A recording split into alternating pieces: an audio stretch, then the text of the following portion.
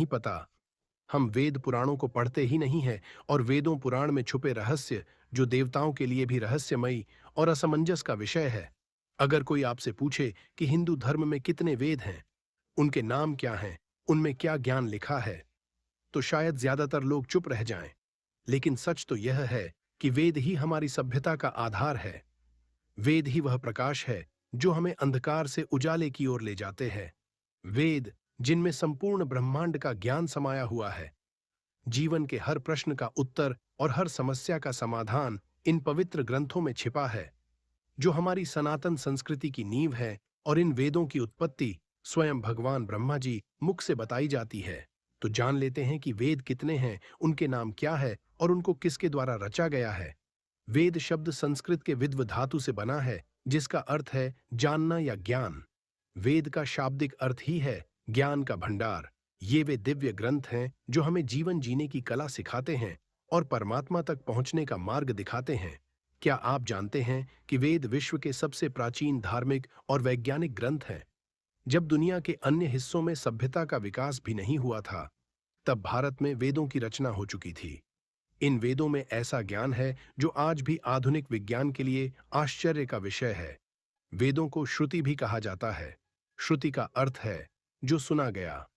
प्राचीन काल में महान आर्षि मुनियों ने गहन ध्यान और तपस्या के माध्यम से जो दिव्य ज्ञान प्राप्त किया, उसे ही वेदों में संकलित किया गया। ये ज्ञान किसी एक व्यक्ति की रचना नहीं है, बल्कि यह परमात्मा का दिया हुआ दिव्य ज्ञान है, जो ऋषियों के हृदय में प्रकट हुआ और जो संपूर्ण विश्व को सत्याग्रह दिखाते हैं। हिंदू धर्म में कुल 4 वेद हैं: ऋग्वेद, यजुर्वेद, सामवेद और अथर्ववेद। इन चारों वेदों को मिलाकर वैदिक साहित्य की रचना होती है।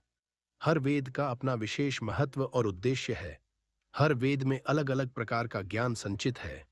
वेदों की रचना का समय निश्चित रूप से बताना कठिन है, लेकिन विद्वानों के अनुसार वेदों की रचना लगभग 4000 से 5000 वर्ष पूर्व हुई थी।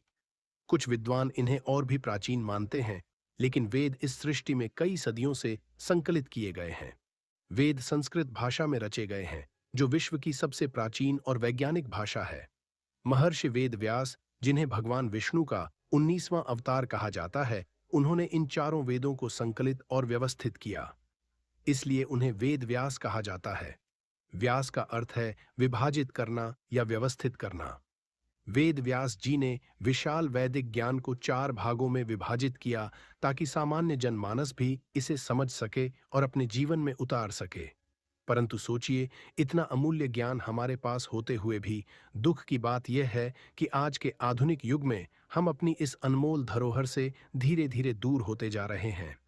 ये वीडियो एक छोटी सी पहल है सनातन संस्कृति और वेदों के ज्ञान को लोगों तक पहुंचाने की। तो आप लोगों को इस वीडियो को पूरा समर्थन दिखाना है। अधिक से अधिक शेयर, लाइक कीजिए और चैनल को सब्सक्राइब जरूर कीजिए। इस वीडियो का अंतिम भाग बहुत जरूरी है, तो वीडियो के अंत तक बने रहिए। वेदों की उत्पत्ति और संरचना का रहस्य। वेदों की उत्पत्ति के बारे में अनेक कथाएं और मान्यताएं प्रचलित हैं। हिंदू धर्म के अनुसार वेद अपौरुषेय हैं, अर्थात इनकी रचना किसी मनुष्य ने नहीं की। ये ईश्वर प्रदत्त ज्ञान है जो सृष्टि के आरंभ में ही अस्तित्व में आ गए थे। कहा जाता है कि सृष्टि के आरंभ में ब्रह्मा जी ने 4 मुखों से 4 वेदों का उच्चारण किया। उनके पूर्वी मुख से ऋग्वेद, दक्षिणी मुख से यजुर्वेद, पश्चिमी मुख से सामवेद और उत्तरी मुख से अथर्ववेद प्रकट हुए। एक अन्य मान्यता के अनुसार प्राचीन आर्षियों ने गहन ध्यान की अवस्था में इस दिव्य ज्ञान को साक्षात्कार किया। ये आर्षि ब्रह्मांडीय चेतना से जुड़ गए थे और उन्होंने जो भी ज्ञान प्राप्त किया, उसे वेदों के रूप में मानव जाति के लिए संरक्षित किया। इसीलिए वेदों को श्रुति कहा जाता है, जो आर्षियों ने दिव्य स्रोत से सुना और फिर शिष्यों को सुनाया। हजारों वर्षों तक वेदों की परंपरा केवल मौखिक थी।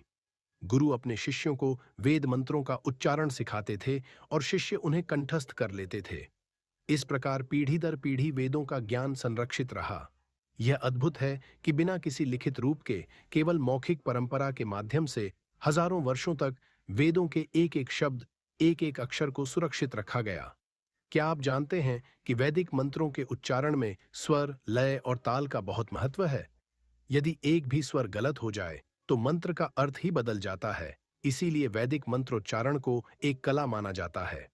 प्रत्येक वेद की संरचना 4 भागों में विभाजित है। यह विभाजन वेदों के ज्ञान को व्यवस्थित और सुलभ बनाता है। पहला भाग है संहिता।